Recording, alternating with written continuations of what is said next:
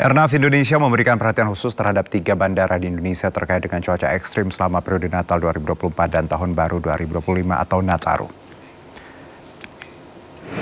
3 bandara tersebut adalah Bandara Soekarno-Hatta, Bandara Yogyakarta, dan Bandara Ngurah Rai Bali yang merupakan bandara tersibuk dengan penerbangan yang padat.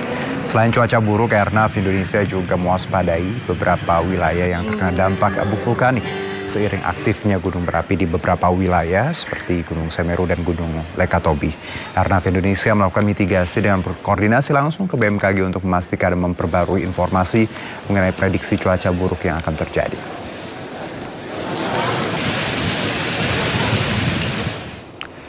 Ya pemirsa, selain cuaca buruk yang menjadi perhatian Airnav Indonesia, publik juga harus mewaspadai beberapa wilayah yang terkena dampak abu vulkanik seiring aktifnya gunung berapi di beberapa wilayah seperti Gunung Semeru dan Gunung Lekatobi. Dan untuk membahas ini sudah bersama kami sore ini Ibu Dwi Korita Karnawati, Kepala BMKG. Assalamualaikum, selamat sore Ibu Dwi. Waalaikumsalam warahmatullahi wabarakatuh. Selamat sore Mas Juno. Iya, sehat ya Bu, alhamdulillah. Alhamdulillah ya. Sehat ya. Ibu, tadi kalau kita lihat berita pengantar kita, ini ada catatan dari Airnav terkait cuaca buruk di beberapa bandara. Disebutkan tadi bahwa Suta, ya, Ngurah Rai dan Yogyakarta jadi concern. Apakah tadi sudah ada pembicaraan atau mitigasi koordinasi Bu dengan Airnav terkait ini? Kami koordinasi dengan Airnav itu terus-menerus 24 jam meskipun tidak ada Nataru ataupun Lebaran. Baik. Karena itu kewajiban untuk keselamatan penerbangan ya. Terus apalagi ada Nataru, semakin intens. Demikian. Oke, nah kalau tadi concern dari 3 bandara tadi Bu, cuaca buruk, apakah memang kali ini berbeda atau seperti apa Bu laporannya? Kalau cuaca kali ini dibandingkan katakanlah Nataru tahun lalu memang berbeda.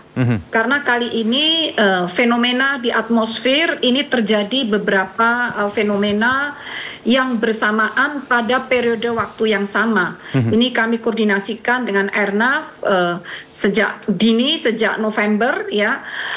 Terutama adanya fenomena di sini adanya La Nina lemah dan saat ini sebagian wilayah sudah memasuki puncak musim hujan dan sebagian wilayah yang lain misalnya Jawa di bagian utara itu di bulan Januari, kemudian di bulan Februari beberapa wilayah di Indonesia juga mengalami puncak musim hujan. Selain itu juga terdeteksi masuknya seruak udara dingin yang saat ini sudah mulai melintasi ekuator. Dan tentunya ini juga membahayakan apabila tidak dimitigasi.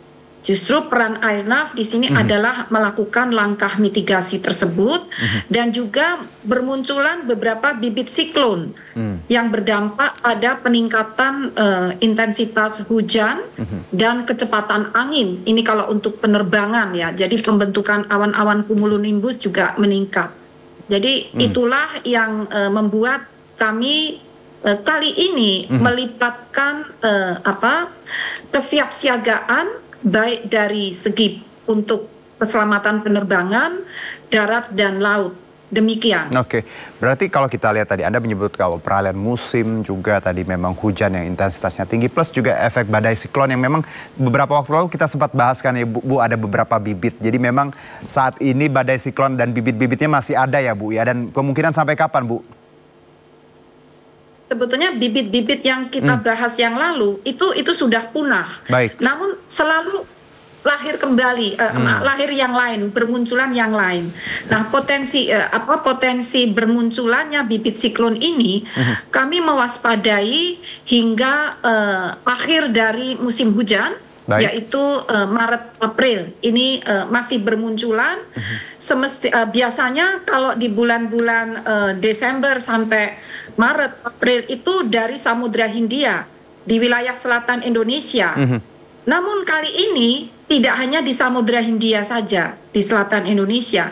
Kali ini di wilayah utara Indonesia yang harusnya sudah tidak bermunculan masih juga silih berganti bertumbuhan bermunculan. Demikian. Oke, Ibu. Sebelum kita lanjutkan, Bu, kita masih bicara mengenai cuaca buruk. Ini kita punya informasi terkait pohon raksasa di kota Mojosari, Mojokerto, Jawa Timur tumbang menimpa seorang petugas kesehatan yang sedang berjaga di pos Nataru. Pohon juga menimpa 7 sepeda motor milik para petugas.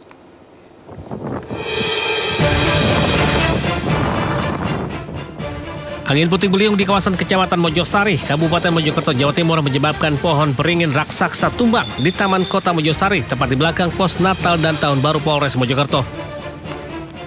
Pohon beringin menimpa 7 sepeda motor milik petugas TNI, polisi, dan Dishub. Selain itu, seorang petugas tenaga kesehatan juga tertimpa dan segera dibawa ke rumah sakit setempat. Ketujuh sepeda motor mengalami rusak parah dan sempat sulit untuk dievakuasi. Kena angin. Kenceng nggak anginnya? Ya kencang, kayak puting beliung gitu. Ini namanya pos Taman Lalu Lintas. Dan ini buat pos pam Nataru. Iya, Nataru. Jam berapa tadi kejadiannya? Kejadian sekitar jam 3:30. Motor baru dapat dievakuasi setelah petugas DLH Kabupaten Mojokerto memotong pohon beringin tersebut. Dari Kabupaten Mojokerto, Jawa Timur, Solahuddin Ayus melaporkan.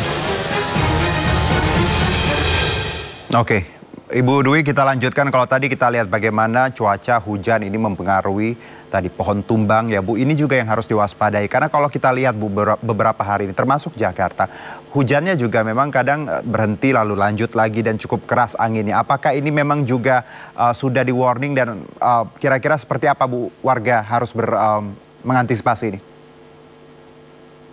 Ya, jadi selama 10 hari terakhir ini di bulan Desember dan akan berlanjut, puncaknya di Jakarta itu adalah di bulan Januari.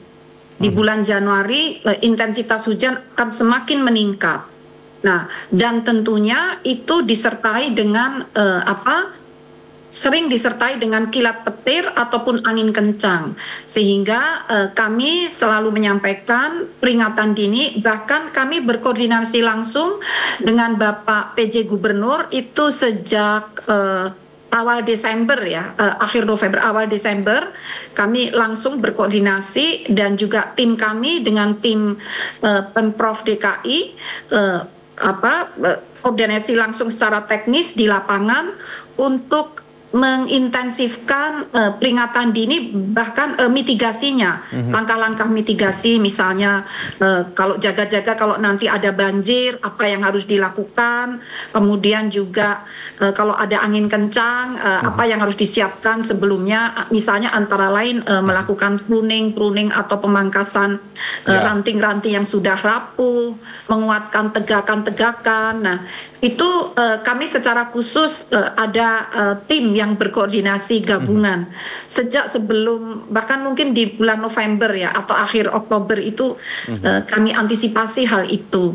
Dan kami mohon kepada masyarakat juga mohon terus memonitor perkembangan informasi cuaca dari aplikasi mobile phone Info BMKG karena dinamika perkembangan cuaca ini cukup cepat berubah. Baik. Dan kejadian ekstrim akan semakin sering. Demikian. Oke, Bu, kalau kita kembali bicara mengenai Airnav dan juga peringatan terhadap 3 bandara tadi, kita tahu juga ada concern terkait gunung berapi ya Bu ya, di lewat Tobi dan juga Semeru. Apakah ini juga memang harus kita waspadai juga khususnya untuk udara, Bu?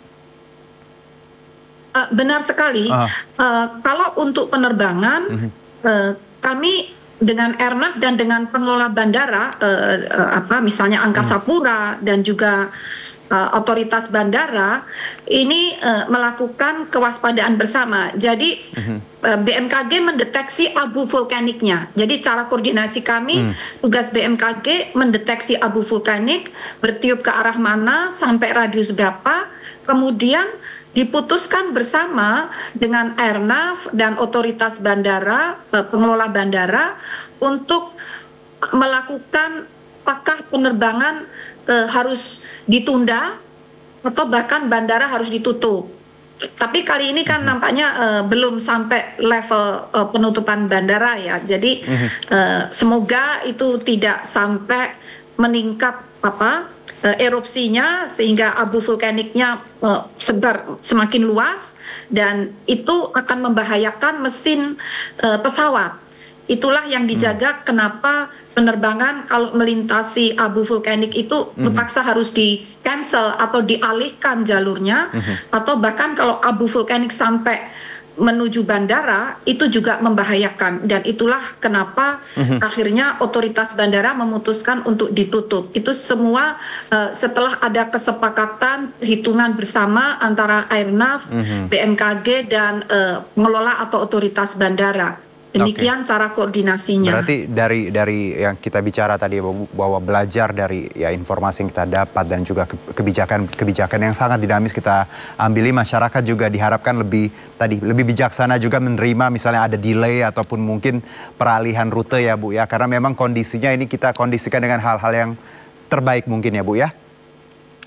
Untuk keselamatan, itu yang penting nomor 1. Baik Ibu, sebelum kita lanjutkan Ibu, ini terkait angin. Ini pemirsa, angin puting beliung muncul dari tengah permukaan laut di kawasan Pangandaran, Jawa Barat. Selain membuat panik warga dan wisatawan, angin puting beliung yang bergerak ke daratan juga merusak 3 rumah saat melintasi kawasan pemukiman.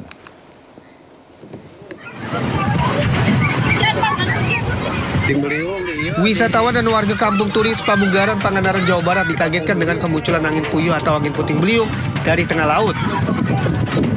Angin puting beliung itu selanjutnya bergerak ke pantai atau daratan saat melintasi kawasan pemukiman. Angin kencang itu merusak 3 rumah termasuk sebuah warung.